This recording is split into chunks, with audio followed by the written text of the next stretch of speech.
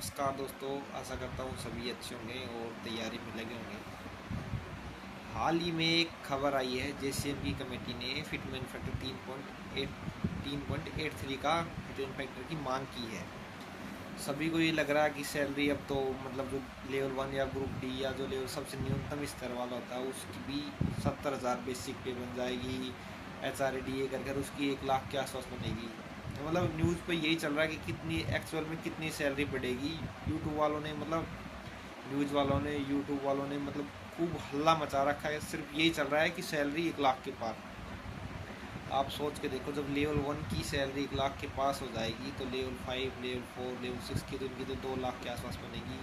और ये भारत में पॉसिबल सैलरी है नहीं। आप इस बात को जानते हैं कि धरातल पर ये चीज़ें पॉसिबल नहीं कि सरकार इतना खर्चा दे देगी कि लेवल 5, लेवल 6 को मतलब ये सोच के देखो, जब लेवल 1 की 1 लाख बनेगी तो लेवल 5, लेवल 6, लेवल 6 उनकी तो 4-4 लाख राष्ट्रपति से भी ज़्यादा हो जाएगी। राष्ट्रपति हमारा 5 लाख लेता है।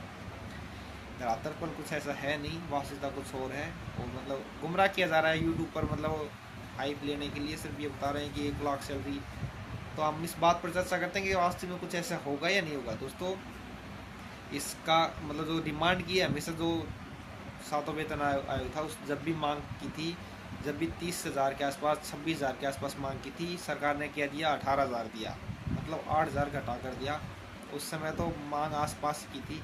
लेकिन इस बार जेएसएम की कमेटी ने ऐसी मांग की है कि पता है उनको कि सरकार दो दो गुना का फिटमेंट फैक्टर दे दे। ये भी अपने आप में एक बड़ी बात है, 2 गुना का भी फिटमेंट फैक्टर दे दे। हम इस बात पर चर्चा करते हैं कि आवास में कितनी बढ़ेगी सैलरी। तो दोस्तों, मैं आपको बता देता हूँ, सरकार 1.92 के आसपास देने की संभावना है। 2 दे दे तो एक बड़ी बात है, नहीं तो 2 भी नहीं होगा। 1.92 के आसपास, ये जो आपके 5 से 4,000 की सैलरी बढ़ेगी, जिसकी 18 है वो 24 के 25 के आसपास, मतलब 24-25 का मतलब ये नहीं, क्योंकि डीए तो मर्ज हो जाएगा। डीए मर्ज हो जाएगा, आज 60% डीए है तो 30 के आसपास तो वैसे ही बन रही है, तो 5 के आसपास बन रही है, तो मतलब 36 या 35। जिसकी पहले 18 थी वो 35 और 36 के आसपास हो जाएगी। वैसे ये आपको ये लग रहा होगा कि 18 से 36 तो 18 दुगना हो गई। ये दुगना नहीं दोस्तों, डीए 60% है, तो 60% सैलरी का जोड़कर और जो बाद में रिमेन बचता है वो 4 से 5,000 का ही फ़ायदा होता है। तो जैसे कि 100 रुपये सैलरी है और 60 डीए चल रहा है, तो 160 सैलरी है। और अगर आप सरकार आपकी 200 कर देती है, तो ये नहीं कि आपकी 100 से 200 होगी, 100 का इजाफा होगा, आपके सिर्फ होगा 40 रुपये का, क्योंकि 160 तो पहले आपको मिल रहे थे, सिर्फ आपको 40 का फ़ायदा होगा। तो ऐसा कुछ होने वाला है।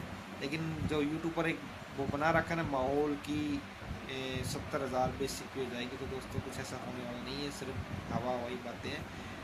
हालांकि इतनी सैलरी हो जाएगी, एक अच्छी सैलरी हो जाएगी कि लेवल 1 जो ग्रुप डी की होती है, लेवल 1 की एमटीएस की ग्रुप डी की जो स्टार्टिंग शुरुआत होती है रेलवे में या फिर ऑल इंडिया में जो भी कोई होता है, जो पोस्ट सरकारी की जो लेवल 1 से स्टार्ट होती है, लेवल कहीं की लेवल 2 से स्टार्ट होती है, उनकी सैलरी एक 50-55 के आसपास ओवरऑल, मतलब जो डी ए मतलब कर 50 से 55 के आसपास बन जाएगी। हाँ, ये इतनी बन जाएगी।